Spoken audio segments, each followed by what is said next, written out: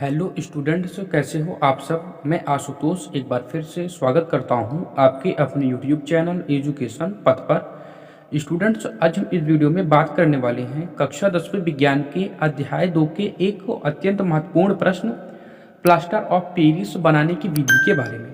तो आइए स्टूडेंट्स, हम अपने समय को न बर्बाद करते हुए हम चलते हैं सीधे आज के अपने टॉपिक की तरफ, सीधे आज के अपने प्रश्न की तरफ और वीडियो को शुरू करते हैं। उससे पहले स्टूडेंट अब ये जान लो कि जो आपका प्रश्न है यानी कि प्लास्टर ऑफ पेरिस बनाने की विधि, ये बहुत ज़्यादा महत्वपूर्ण है आपकी बोर्ड परीक्षा के लिए। स्टूडेंट, ये प्रश्न बार बार आपकी परीक्षाओं में पूछा जा रहा है, मतलब कि कई बार आपकी परीक्षाओं में पूछा जा चुका है, तो संभवतः इस बार भी आपकी परीक्षा में पूछ ले। तो आप इस प्रश्न को जरूर आप याद कर लीजिए, अच्छे से समझ लीजिए और कॉपी में नोट कर लीजिए। तो आइए वीडियो को शुरू करते हैं। देखो स्टूडेंट, इस वीडियो में हम पढ़ेंगे, पहले हम पढ़ेंगे प्लास्टर ऑफ पेरिस बनाने की विधि, फिर प्लास्टर ऑफ पेरिस का जल के साथ अभिक्रिया, फिर और इसके उपयोग को हम पढ़ेंगे आखिरी में। तो आइए पहले हम इसकी विधि को समझते हैं। अब प्लास्टर ऑफ पेरिस बनाने की विधि के पहले आप उसके बारे में कुछ जानकारी ले लो। देखो, जो आपका प्लास्टर ऑफ पेरिस होता है ना स्टूडेंट्स, इसका रासायनिक नाम होता है कैल्शियम सल्फेट हेमी। क्या? Calcium sulphate hemi hydrate. ये होता है आपका प्लास्टर ऑफ पेरिस का रासायनिक नाम, जो कि इसका अणुसूत्र होता है आपका CaSO4 इंटू हाफ H2O।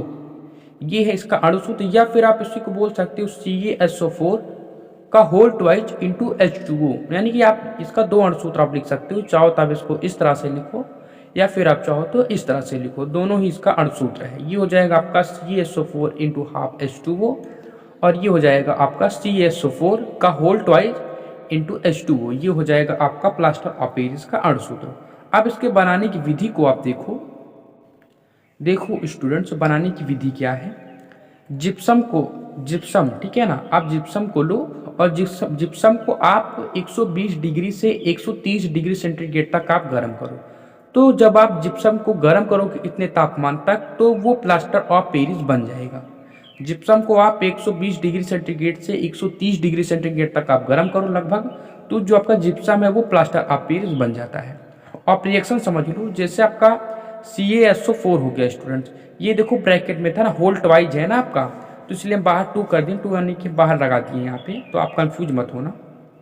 यानी कि CaSO4 इंटू 2H2O। ठीक है स्टूडेंट, ये 2 जो है इसका वैलेंसी है। अब वो देखो स्टूडेंट्स, अब आपने क्या किया कि जो आपका जिप्सम है, ये जिप्सम का फार्मूला है स्टूडेंट्स, ठीक है ना, जिप्सम और आपने क्या किया कि गर्म किया, ठीक है ना। जिप्सम को आप गर्म करोगे तो जो आपका जिप्सम है स्टूडेंट्स ना, जब आप इतने टेम्परेचर तक गर्म करोगे तो वो देखो प्लास्टर ऑफ पेरिस बन जाएगा और साथ में 3 मॉलिक्यूल्स आपके H2O भी निकल जाएंगे, जल का भी 3 मॉलिक्यूल्स आपको मिल जाएगा। तो यानी कि प्लास्टर ऑफ पेरिस देखो बन गया है CaSO4 का होल ट्वाइस इंटू H2O। यहाँ से आपका प्लास्टर ऑफ पेरिस बना और 3 मॉलिक्यूल्स आपके जल का भी बन गया। तो ये एक अभिक्रिया है, एक रिएक्शन है प्लास्टर ऑफ पेरिस बनाने की। तो ये आप यहाँ से लिख लो, कॉपी में नोट कर लो।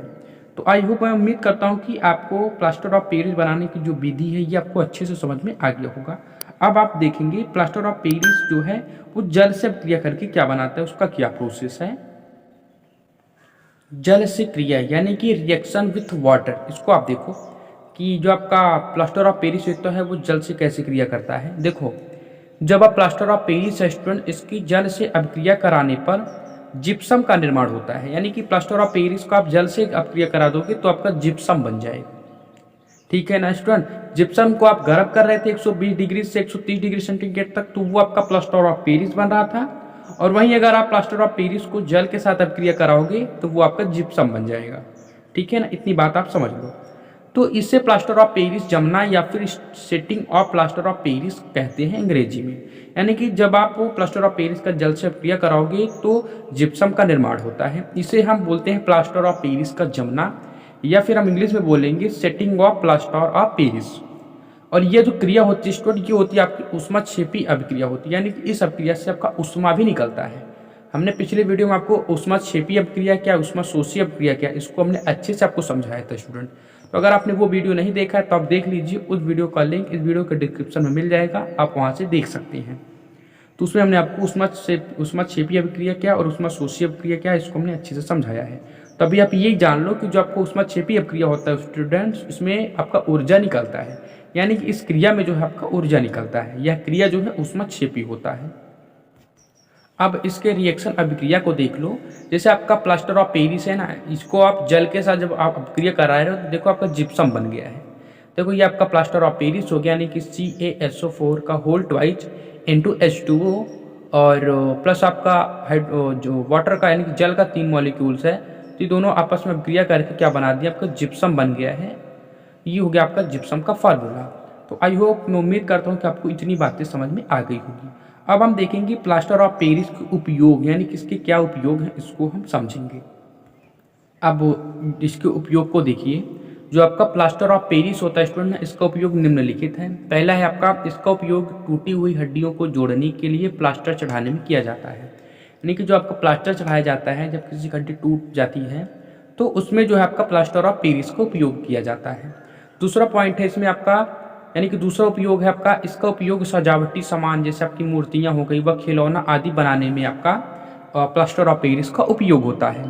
तो आई होप स्टूडेंट्स, मैं उम्मीद करता हूँ कि आपको प्लास्टर ऑफ पेरिस बनाने की जो आपका जो विधि है ये आपको अच्छे से समझ में आ गया होगा, और इसका जल से कैसे क्रिया होता है, उस क्रिया का क्या प्रोसेस होता है ये आपको अच्छे से समझ में आ गया होगा, और प्लास्टर ऑफ पेरिस का उपयोग ये भी आपको अच्छे से समझ में आ गया होगा।